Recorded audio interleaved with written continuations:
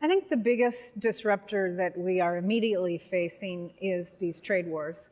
And I think that the uncertainty around this in all of the major markets in which we invest is pretty significant and is affecting the ability of companies to make long-term commitments to space, and it's affecting the cost of capital moving into those markets that are likely to get negatively affected by these changes. So if you look a little longer term, I mean, I do hope that we will see our way to the other side of all of these negative trade trends to environment where we will see interest rates increase, and that'll be the next thing that we'll need to wrestle with here in Canada in terms of the housing market and around the world in terms of housing affordability. So on the technology front, I think that the biggest change that is reasonably imminent is on the mobility front.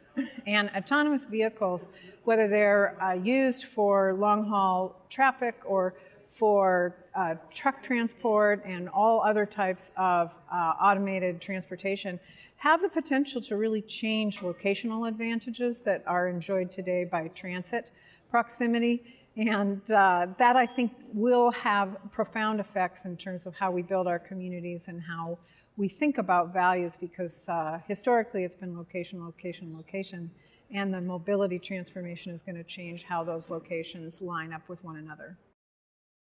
The next big disruptor in real estate is going to be the advent of artificial intelligence together with collection of data. We're going to be able to improve our business, learn more about our customers, and be better service providers. The first thing that comes to mind for me when I think about disruption to real estate is WeWork. And although they work in the office space, I would say what they've done from a flexible work environment could be applied to the multi-residential space.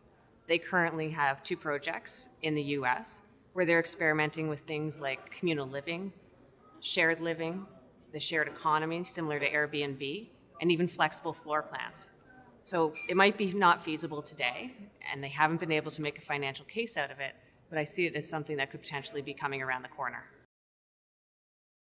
To me, the most important fundamental of the apartment rental business is finding the most qualified renter to rent your apartment in the shortest amount of time. In a very competitive market, this is tantamount to the success of your business. So for me, using technology is a disruptor, but also an enhancer to your business. I have seen recently a very interesting, new, innovative way that property management companies are using technology to attract the millennial renter. This is actually using robot technology, whereupon a renter will come into the apartment dwelling and be escorted around the apartment with the help of a robot, showing them kitchens and bathrooms, living rooms and bedrooms, and making that rental experience very much a unique experience, but also catering to the needs of the millennials. With that, you could also immediately download a rental application and complete the rental application in a very timely and efficient manner. So to me, technology is definitely a disruptor. It's also an enhancer.